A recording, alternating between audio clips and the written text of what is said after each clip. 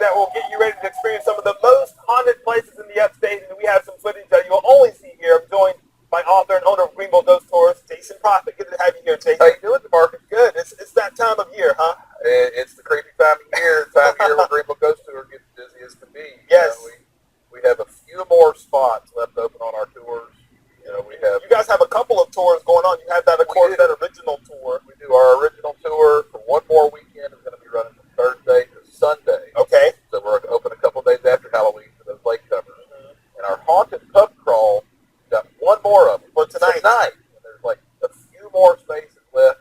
And we're actually going to get to visit one of the places that I sent you a video clip. Yeah, I've been watching that video a little earlier. This is some of the video from just some of the tours you've been doing. And This lady is really freaked out. What is she freaked out about? This is actually downtown on one of the hottest hot spots where we've captured more photographic anomalies and more bizarre electronic anomalies, like photos vanishing, which happen here to these guys. Cameras take pictures by themselves, or we get mists and hazes and bright streaks showing up in photos where there's no place for a possible false anomaly to occur. This is just one of the many. So when you're on these tours, you want people to take their cameras, snap a whole lot of pictures. Lots of pictures. We had one guest last Halloween season who captured somewhere in the neighborhood of nearly 100 photos of these anomalies, moving, appearing, disappearing. I think I may have sent you one or two of those pics where there's this bright colored orb hanging out over my head. And that's actually the same location that video was. That's crazy. Now we're looking at this video that you sent to me. Tell me what we're seeing here. Well, you see me walk to the door. This is our security system. And you see that bright light shoot from the door into the door across the hall. Now, this location is at a bar downtown Greenville where the second floor is condemned. And what you're looking at is actually what used to be a brothel and then a gambling parlor. Downtown Greenville. Of course, the public can't get access up there, but the owner has had paranormal experience. And this is after about 7 years of patiently waiting to get this investigation. When I walked through that door, something flew out of the door and went across the hall through the door on the other side of the hall. And what's so interesting is this is one of about 60 video clips that we got where we have this sort of stuff happening. If this was dust, you'd see 20 or 30 of these little particles swirling around. There's no airflow in there. So you're convinced that it is paranormal activity. And we have a second video that shows that same door right here with an orb coming out of that door. You notice it gets larger as it gets closer to the camera. Which doesn't happen with dust.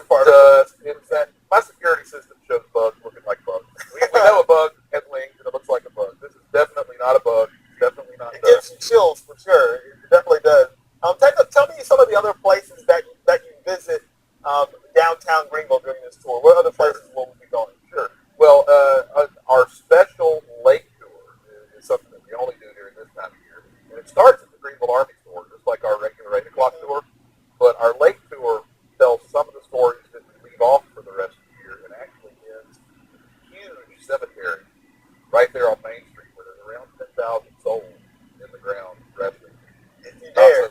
Right. And that's our lake tour. We've only got a few more days of that, this Friday and Saturday. Okay. Friday is already almost full for the lake tour. I would imagine so. That's the perfect day to get that in. It really is. And, with this kind of stuff happening, these are actual places that we visit across our 3 tours that we have running this time of year.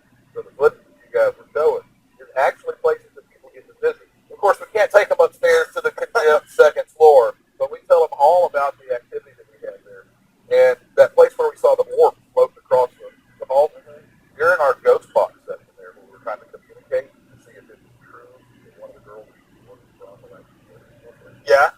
Something knocked our ghost box over forcibly on the table. It was sitting there, and something slammed into the ground. See, I don't play with that. So that's why it's a little safer for folks to just come on the tour. They can go to greenvilleghost.com, pick up some of the last remaining things. Don't mess with my ghost box. When you start messing with ghost boxes up, things like that. Right. greenvilleghost.com has all the information on the 3 tours that are currently running. Of course, you want to get those in, sign up. You can make a reservation online or call. And we do allow folks to show up at the door, but sometimes this time of year we're slammed full and we have to turn folks. You want to make sure that you're able to go. Don't get the kids all excited about it, then you get there and you're like, that's right. That's why we have those online reservations. So Jason, thank you for coming sharing a little bit of the